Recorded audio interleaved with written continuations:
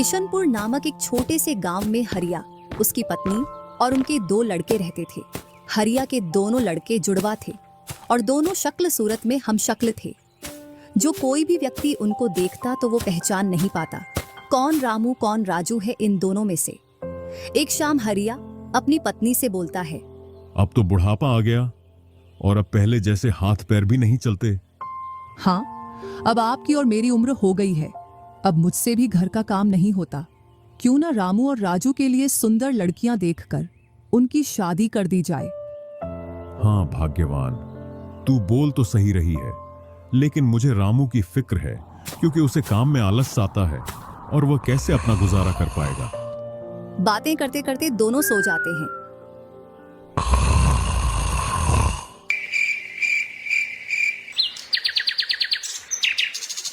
और सुबह उठकर हरिया रामू राजू से बोलता है, तुम दोनों खेतों पर चले जाना और एक खेत को खोद आना जिसमें मैं आकर बीज बो दूंगा। और आज मैं अपने दोस्त से मिलने के लिए पास ही के गांव में जा रहा हूं। 2 दिन में लौट कर आऊंगा। हरिया तैयार होकर दूसरे गांव की ओर निकल जाता है और रामू राजू भी खेतों की ओर चल देते हैं। दोनों खेतों में जाकर काम करने लग जाते हैं। रामू ठहरा कामचोर। वह थोड़ी देर काम करने के बाद एक पेड़ की छांव में जाकर लेट जाता है। इधर राजू को सुबह से शाम हो जाती है और वह आधा खेत खोद देता है।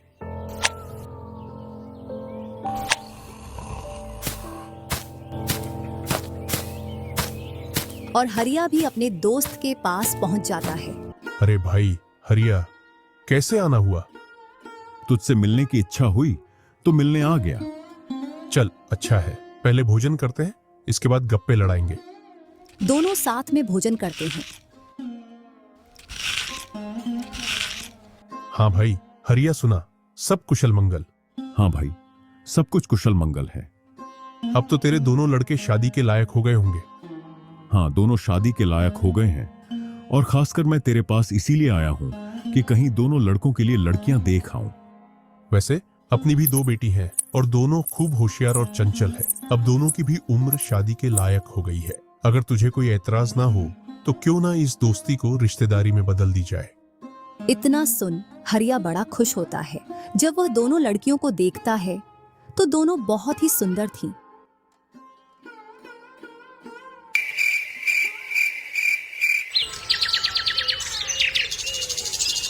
सुबह होते ही हरिया अपने दोस्त से बोलता है, मैं जल्द ही मेरी बहुओं को लेने आऊंगा। इतना बोलकर हरिया अपने गांव की ओर चल देता है। इधर रामू और राजू भी अपने खेतों पर काम करने के लिए आ जाते हैं और रामू पेड़ की छांव में जाकर सो जाता है। इधर राजू अपने काम में लगा रहता है। शाम होने को आ जाती है और हरिया भी अपने खेतों के पास आ जाता है। रामू की आंख खुलती है तो हरिया उसको आता हुआ दिखता है, तो वह खेत में जाकर काम करने लग जाता है। चलो घर, अब शाम हो गई और खेत भी पूरा खुद गया है।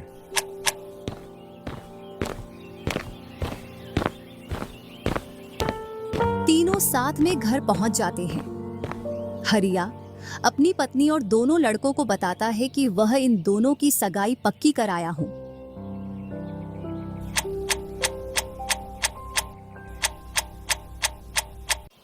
और वह कुछ दिन बाद दोनों का विवाह कर देता है। ऐसे ही कुछ वर्ष निकल जाते हैं।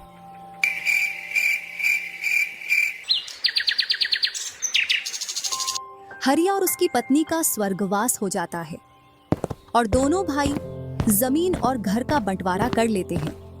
रामू अपने आलसी पने की वजह से खेतों में काम करने नहीं जाता और दिन भर घर में ही पड़ा रहता।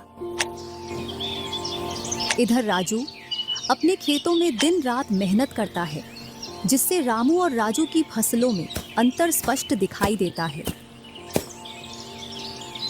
एक दिन रामू राजू से बोलता है, तूने अच्छा खेत रख लिया और मुझे यह खराब खेत दे दिया। जिससे तेरी फसल अच्छी हो रही है और मेरी फसल कमजोर।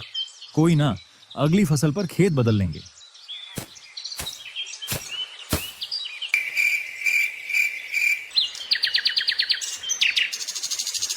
अगली फसल पर रामू राजू से खेत बदल लेता है और एक खेत ज्यादा ले लेता है।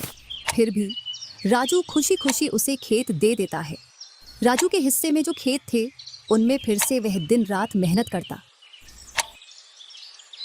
इधर रामू कभी काम करता तो कभी काम नहीं करता। रामू के पास बीज खरीदने के भी पैसे नहीं थे, तो वह पैसे लेने के लिए जमींदार के यहाँ चला जाता। जमींदार जी, कुछ पैसे उधार चाहिए थे, जिससे मैं अपने खेतों के लिए बीज ले आता और फसल आने पर मैं आपको पैसे लौटा देता। क्यों नहीं भैया, लेकिन आपको 2% ब्याज देना पड़ेगा। जी जमींदार जी, मैं ब्याज दे दूंगा। जमींदार रामू को पैसे दे देता है और रामू उनसे कुछ बीज लाकर अपने खेतों में बो देता है। इधर राजू अपनी फसल की रोज देखभाल करता और रामू बोकर आया उसके बाद से अपनी फसलों को देखने के लिए भी नहीं गया। वहीं अपने घर में पड़ा रहता और दिन रात सोता रहता।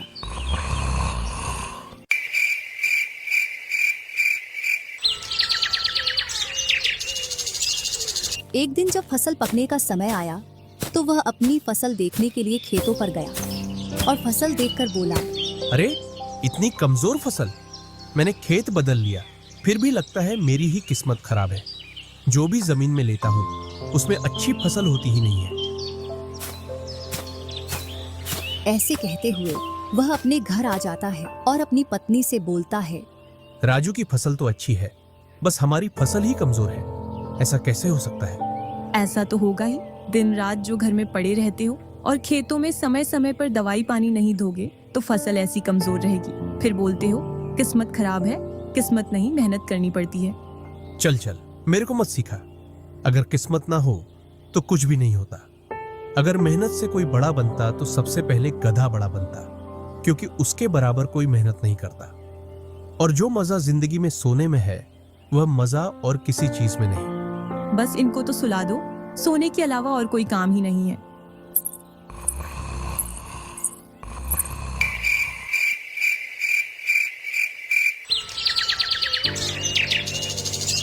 कुछ दिनों बाद जब फसल निकली तो राजू की फसल रामू से दोगुनी निकली, जबकि उसकी जमीन रामू से कम थी।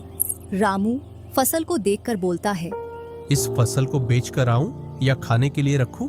इधर जमींदार जी को भी पैसे देने हैं। अब इतनी सी फसल से कैसे काम चलेगा पता नहीं।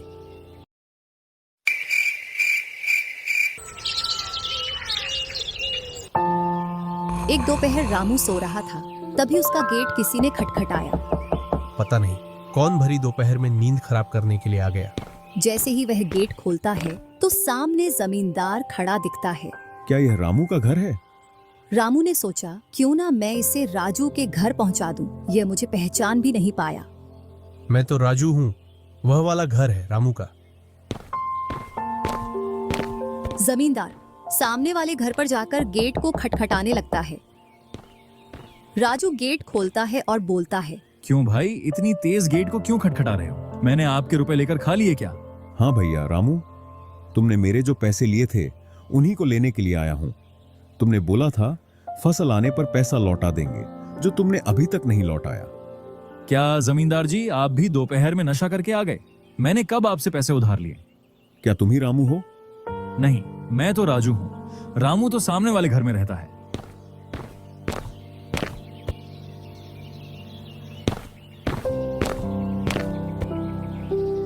भरी दोपहरी में जमींदार का सर चकरा जाता है और वह अपने घर चला आता है और घर पहुंचकर मुनीम से बोलता है, ऐसा लगता है मुझे कि जो पैसे रामू के दिए थे वह पैसे अब लौट कर नहीं आने वाले। क्यों, ऐसा क्या हुआ जो पैसे वापस नहीं आ रहे हैं? रामू और उसका भाई दोनों हम शक्ल हैं और दोनों बोल रहे हैं कि रामू वह है, रामू वह है। और उन दोनों ने दोपहर भर मुझे इस घर से उसे घर दौड़ाया। जमींदार जी, पैसे निकालने की मेरे पास एक स्कीम है। बोलो कौन सी स्कीम है? मुनीम जमींदार जी के कान में पूरी स्कीम बताता है।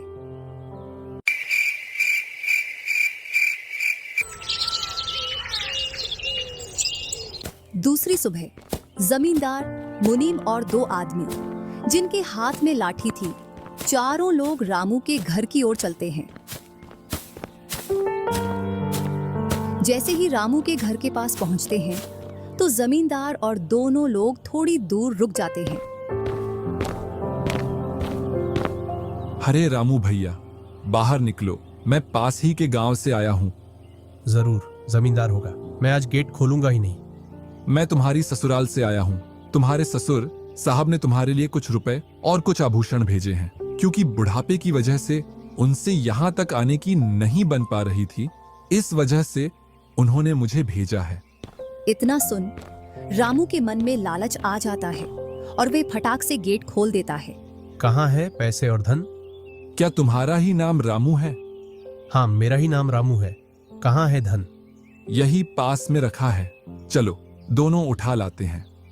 वह मुनीम के साथ चल देता। थोड़ी दूर चलने के बाद मुनीम जमींदार जी को बुला लेता है। जमींदार और दोनों लोग रामू के पास आ जाते हैं। लाओ मेरे पैसे लौटाओ, ब्याज समेत। मैंने आपसे पैसे नहीं लिए। ये ऐसे नहीं मानेगा। अब तुम दोनों के हवाले करता हूं, तुम चाहे जैसे इससे पैसे निकालो। और दोनों आदमी रामू को लठ से मारते हैं। रामू चिल्लाता हुआ, अरे भाई रुको, अरे भाई रुको, मत मारो, अरे भाई रुको, मत मारो।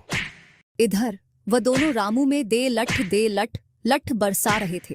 तभी राजू गेट खोलकर देखता है तो रामू पर कुछ लोग लठ से वार कर रहे थे। तो वह दौड़कर उनके पास आता है और बोलता है, अरे भाई रुको। इस रामू ने आज से 5 महीने पहले मुझसे पैसे लिए रहे थे। जब लौटाने की बारी आई तो बहाने कर रहा था। कितने पैसे हैं? 2000। रुको मैं लाता हूँ।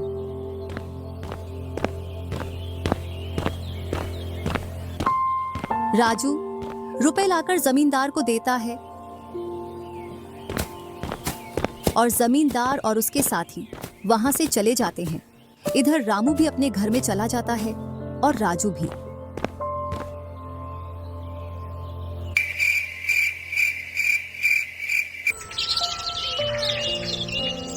कुछ दिनों बाद दोनों भाई अपना अपना खेत खोदने के लिए खेतों पर पहुंच जाते हैं।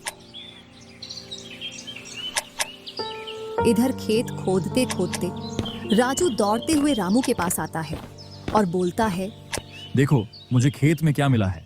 राजू के हाथ में हीरा देखकर रामू के मन में लालच आ जाता है और वह मन ही मन सोचता है, इसके खेत में तो और भी हीरा हो सकते हैं।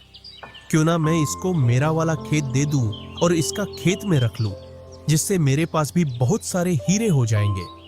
मैं क्या बोल रहा था, क्यों ना तू मेरे वाले खेत पर फसल कर ले और मैं तेरे वाले पर। इतने दिनों से तू कम जगह पर कर रहा था। और रामू राजू वाले हिस्से को खोदने लग जाता है।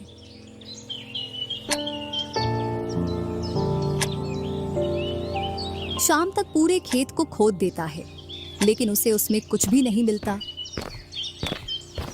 और थका हारा घर पहुंच जाता है। आज पूरा खेत खोद दिया, लेकिन फिर भी एक हीरा नहीं मिला। जबकि राजू ने खेत का एक कोना खोदा था, उसमें ही उसे एक हीरा मिल गया। अच्छा, आप अगर ऐसे ही मेहनत करते रहे तो एक दिन आपको भी बहुत सारे हीरे मिलेंगे। बातों ही बातों में रामू की नींद लग जाती है।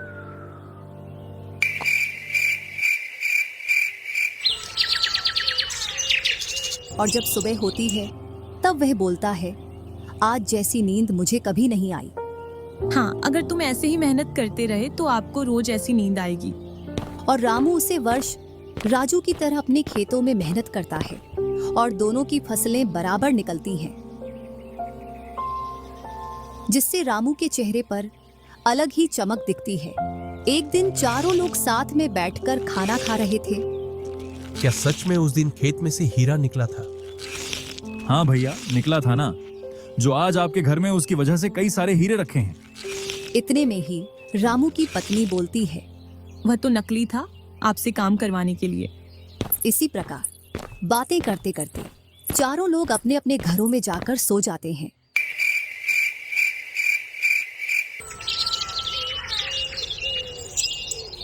सुबह होते ही तुम दोनों को राजा साहब ने राजमहल बुलाया है।